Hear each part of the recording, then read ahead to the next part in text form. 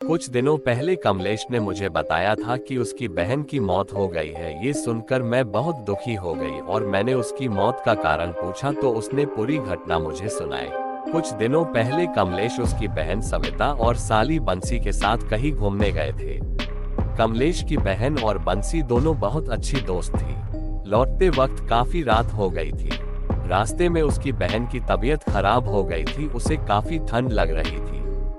हमारा घर अभी भी 100 किलोमीटर दूर था और रास्ते में कोई भी रुकने की जगह नहीं मिल रही थी। थोड़ी देर के बाद हमें एक होटल दिखाई दी तो बंसी ने होटल में रुककर उसकी बहन को आराम देने को कहा।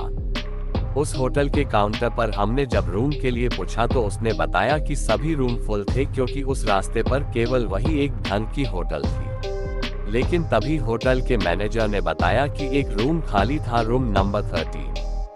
हमने उस समय अंधविश्वासी वाली बातों को ना सोचकर रूम ले लिया। जैसा कि आप लोग जानते हैं कि रूम नंबर 13 को अशुभ माना जाता है और कई होटलों में इस नंबर का कोई रूम नहीं होता है, लेकिन ये होटल कई साल पुराना था। जैसे ही वो तीनों उस रूम में गए तो उन्हें नेगेटिव एनर्जी महसूस हुई। उस रूम की कंडीशन तो ठीक थी, लेकिन ऐसा लग रहा था जैसे बरसों से यहाँ कोई रहने नहीं आया हो। उन्होंने कुछ ज्यादा नहीं सोचा। अब वो अपनी बहन सविता के लिए काउंटर से पेनकिलर लेने को गया। काउंटर से टैबलेट लेकर जैसे ही रूम में आया तो देखा कि उसकी बहन बालकनी में खड़ी बातें कर रही थी। कमलेश ने सोचा बंसी और उसकी बहन दोनों बालकनी में बातें कर रही है, लेकिन जैसे ही उसके पास गया तो उसकी बहन के अलावा कोई नहीं था। उसने उसकी बहन से पूछा कि तुम किससे बातें कर रही थी, तो उसने सिर्फ सर हिलाकर मना कर दिया। तभी बंसी वॉशरूम से आई। कमलेश घबरा गया कि अगर बंसी वॉशरूम में थी तो सविता किससे बात कर रही थी।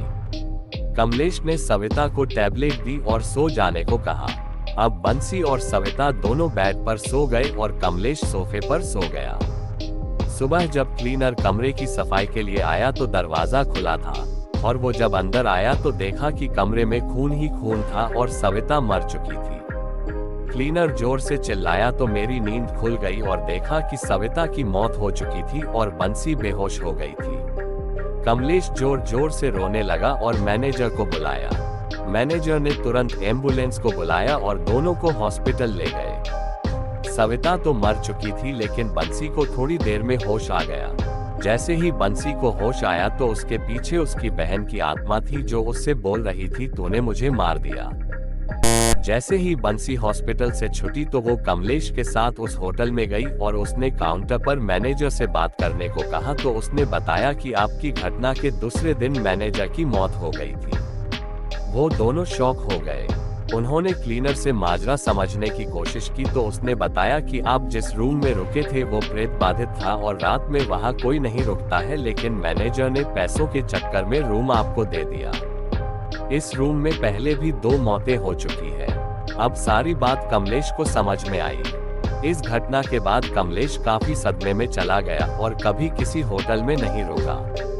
तो दोस्तों, अगर ये कहानी आपको अच्छी लगी तो वीडियो को लाइक करो, शेयर करो और कमेंट करके जरूर बताओ कि आपको कैसी लगी ये कहानी। ऐसे ही और भी कहानियों के लिए इस चैनल को सब्सक्राइब करो और अगर आप लोगों के पास भी कोई कहानी है और आप उसे मेरे चैनल पे बताना चाहते हैं तो कमेंट करिए या माइक मेल करिए। डिस्क्रिप्शन में मेरा मेल आईडी है, मैं आपकी कहानी इस चैनल पे बताऊंगा।